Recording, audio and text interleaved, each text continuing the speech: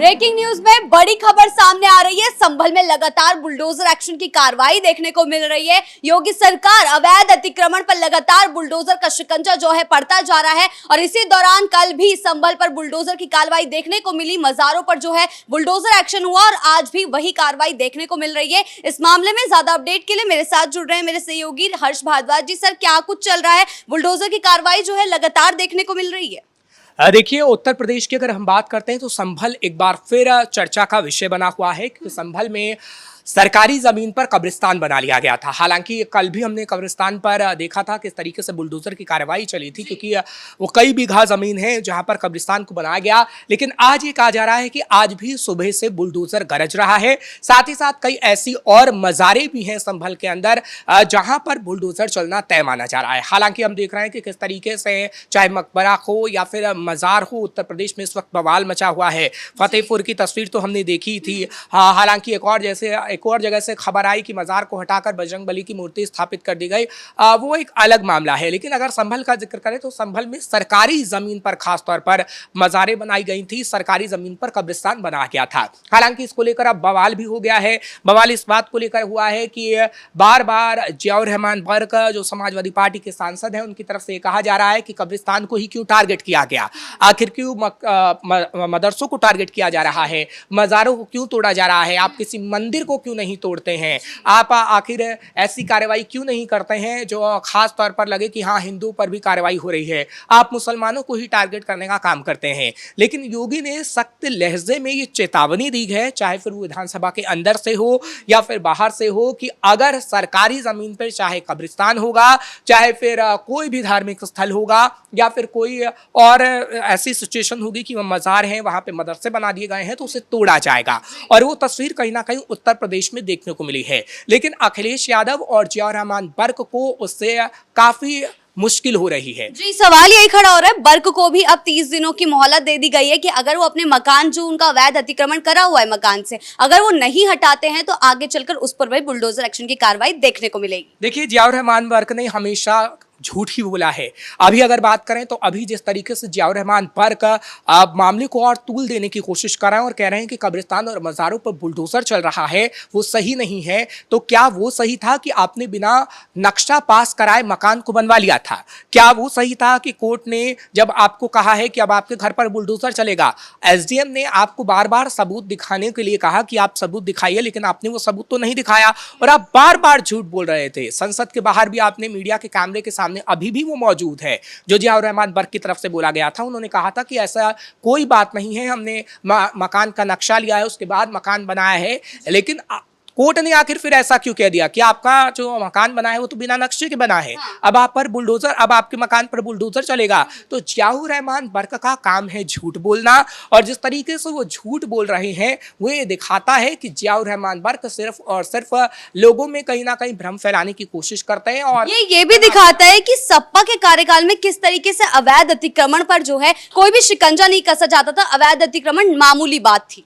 देखिए, अवैध अतिक्रमण मामूली बात तो थी, लेकिन मज़ारों को किस तरीके से सरकारी ज़मीन पर बना लिया जाता था, वहाँ पर धूपबत्ती जला दी जाती थी, लोगों को बुलाया जाता था, ख़ास तौर पर इसलिए कि कहीं ना कहीं ये लगे कि हाँ वो उसकी ज़मीन हो गई, यानी उस कम्युनिटी की ज़मीन हो गई जो चाहती है कि मज़ारों पे कहीं ना कहीं लोग आएँ और मज़ारों से कहीं ना कहीं कमाई हो। क्योंकि आप उत्तर प्रदेश में कई जगह मज़ार देखती हैं।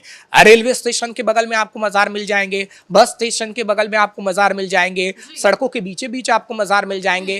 तो भैया, अगर बीच सड़क है तो वहाँ पे तो मज़ार हटाई जाएगी ना, वो तो सरकारी ज़मीन है, सड़क को चौड़ा किया जाएगा। अगर रेलवे स्टेशन है, रेलवे स्टेशन के बीचों बीच आप मज़ार बना लेंगे, वो तो सरकारी ज़मीन है। सरकार लोगों की सुविधा के लिए स्टेशन बनाती है, सरकार लोगों की सुविधा के लिए खास तौर पर ऐसे इंतजाम करती है कि लोगों को कोई परेशानी ना हो। लेकिन आप मज़ार बना के लोगों को परेशान कर देते हैं कि नहीं भैया वहाँ पे मज़ार ही बनेगा। लेकिन सरकार ये नहीं होने देगी, क्योंकि मज़ार से जो बीच रास्ते में बनाए जाते हैं उससे काफी दिक्कत होती है। आपने पिछले दिनों भी देखा था कि संभल में कहीं ना कहीं सर्वे कराया गया था और पता लगाया था कि कितने अवैध तरीके से मजार हैं, उन मजारों को तोड़ा जाएगा, जिसके बाद अब ये कार्रवाई शुरू कर दी गई है। और कब्रिस्तान की तो खबर कल से हम बता रहे हैं कि किस तरीके से कब्रिस्तान पर बुलडोजर चल रहा है, लेकिन आज भी वो बुलडोजर गरजेगा, क्योंकि कब्रिस्तान 1-2 बीघा जमीन में नहीं है, वो कम से कम इतनी बीघा जमीन है कि आप देखेंगे तो हैरान हो जाएंगे। और सवाल ये उठता है कि आखिर इतनी बीघा जमीन समाजवादी पार्टी की सरकार में कैसे कब्जाई जा सकती है? क्या सरकार को वो नहीं दिखा था? बसपा की सरकार थी, समाजवादी पार्टी की सरकार थी, तो क्या अखिलेश यादव को नहीं दिखता था? दिखता था, लेकिन अखिलेश यादव बोल नहीं पाते थे, अखिलेश यादव ये कह नहीं पाते थे, क्योंकि वो मुसलमानों ने कब्जा की हुई थी, मुसलमानों का कब्रिस्तान था। अगर अखिलेश यादव उस कब्रिस्तान पर बुलडोजर चलाते या कब्रिस्तान को लेकर कुछ कहते तो वोट बैंक उनसे खिसक जाता, और वोट बैंक के चक्कर में अखिलेश यादव ने ना तो कब्रिस्तान को तोड़ा जो कि अवैध तरीके से, ना तो मस्जिदों पर कोई कार्रवाई की, ना मदरसों पे कोई कार्रवाई की, और ना ही उन अवैध जगहों पर, खासतौर पर जो हमें सड़क किनारे मिल जाते हैं, रेलवे स्टेशन के किनारे मिल जाते हैं, उस पर कोई कार्रवाई की गई, सिर्फ और सिर्फ वोट बैंक के चक्कर में। सवाल ये है कि अगर अब कब्रिस्तान और मजारों पर अगर कार्रवाई भी हो रही है तो अखिलेश क्या भ्रम फैलाते हैं जनता के बीच कि सिर्फ मजारों को ही योगी सरकार टारगेट कर रही है, मंदिरों पर ऐसी कार्रवाई नहीं देखने को मिलती है। हालांकि ऐसी कार्रवाई दोनों जगहों पर देखने को मिलती है, अगर कोई भी चीज अवैध है तो उस पर शिकंजा जरूर कसता है, लेकिन फिर भी भ्रम जो है जनता के मन में डालने की कोशिश की जाती है। देखिए, ये इसलिए होता है ताकि अखिलेश यादव वोट बैंक को हासिल कर सके, अखिलेश यादव उन लोगों को आकर्षित कर सके जिससे समाजवादी पार्टी चाहती है कि 2027 में वो सत्ता की कुर्सी पर कहीं ना कहीं विराजमान हो जाए। लेकिन ऐसा होगा नहीं, क्योंकि 2027 के लिए योगी आदित्यनाथ की तरफ से एजेंडा सेट कर दिया गया है। अभी विधानसभा का मानसून सत्र चल रहा है उत्तर प्रदेश के अंदर। आप देख रहे हैं कि कैसे योगी आदित्यनाथ हिंदुत्व के एजेंडे पर तो काम कर ही रहे हैं, लेकिन अखिलेश यादव के सरकार में जितनी नाकामियां हुई थी उन नाकामियों को बता भी रहे हैं। और वाकई कहीं ना कहीं अखिलेश यादव की सरकार के कार्यकाल को आप खंगालेंगे, क्योंकि आजकल तो सोशल मीडिया का जमाना है, आप एक सर्च नेट पर मारेंगे तो आपको पूरी डिटेल मिल जाएगी। तो कहीं ना कहीं उससे पता लगता है कि अखिलेश यादव ने सिर्फ और सिर्फ मौज ली है अपनी सरकार के रहते, सिर्फ और सिर्फ दबंगई दिखाने का काम किया है, सिर्फ और सिर्फ सलमान खान की पिक्चर देखने का काम किया है, और अखिलेश यादव ने कुछ नहीं किया। अगर योगी आदित्यनाथ की सरकार जिस तरीके से काम कर रही है वैसे अखिलेश यादव ने काम किया होता तो आज उत्तर प्रदेश के मुखिया यानी उत्तर प्रदेश के सीएम अखिलेश यादव ही होते, क्योंकि जनता सब देखती है और जनता देख के ही वोट करती है और फिर सत्ता से हटा देती है उन लोगों को जो कहीं ना कहीं सिर्फ मौज लेते हैं, काम नहीं करते। और अखिलेश यादव ने वाकई अपने पिता, जब उनके पिता सीएम थे तब भी उन्होंने काफ़ी मौज ली है, कोई काम नहीं किया गया जनता के बीच, ना तो उन्होंने अपनी कोई ऐसी पैठ बनाई जिससे कहीं ना कहीं और बेहतर तरीके से काम हो सके। उसके बाद जब अखिलेश यादव की सरकार बनी और अखिलेश यादव सीएम बने तब भी कोई ऐसा काम नहीं किया गया कि आज अखिलेश यादव कह सके कि हमने ये चीजें बनवाई थी। और तो और कई चीनी मिलें बंद हो गई थी, कई अस्पताल ऐसे बंद हो गए थे जिस पर ये सवाल उठे थे, क्योंकि एक अस्पताल तो ऐसा था जिसमें श्रीदेवी आंखों का इलाज कराने आई थी, लेकिन उस अस्पताल का आज क्या हाल है आप उत्तर प्रदेश में खुद देख सकती हैं। तो ये कहा जा सकता है कि अखिलेश यादव की सरकार में कोई ऐसे काम तो नहीं हुए हैं जिससे वो बता सकें, और अगर वो बताएं भी तो आगे आने वाले समय में कुछ उनका भला हो सकता है, लेकिन कोई काम ऐसे है ही नहीं जो वो बता पाए। तो योगी आदित्यनाथ की बुराई करने के अलावा उनके पास अभी कोई ऑप्शन नहीं है, उनके पास अभी कोई ऐसा एजेंडा नहीं है जो वो खास तौर पर जनता को बता पाए, और इसलिए बार बार लोगों में भ्रम फैलाने की कोशिश कर रहे हैं। लगातार कार्रवाई देखी जा रही है बुलडोजर एक्शन के संबल में, आगे चलकर और भी कार्रवाइयां ऐसी देखने को मिल सकती हैं। देखिए, संभल हो, बहराइच हो, श्रावस्ती हो या वाराणसी हो, अभी हम देख रहे हैं कि लाल निशान लगाए जा रहे हैं, चाहे फिर दुकान हो या फिर मकान हो या फिर मस्जिद हो या फिर मदरसा हो, जो भी अवैध तरीके से हैं, क्योंकि करोड़ों की प्रॉपर्टी कब्जा मुक्त कराई गई है। इस वक्त अखिलेश यादव जो कह रहे हैं वो वाकई हमने देखा है कि योगी आदित्यनाथ की तरफ से तकरीबन कई करोड़ रुपए की जमीनों को कब्जा मुक्त कराया गया है। हालांकि अखिलेश यादव उस पर बरस रहे हैं, अखिलेश यादव का बरसना जायज़ तो नहीं है, हालांकि ठीक है आप विपक्ष में हैं, आप बरसिए, सवाल भी पूछिए, लेकिन योगी आदित्यनाथ तो आपके सवालों का जवाब दे ही रहे हैं। लेकिन हाँ, अगर अवैध तरीके से जमीनों को कब्जाया गया है तो कब्जा मुक्त उसे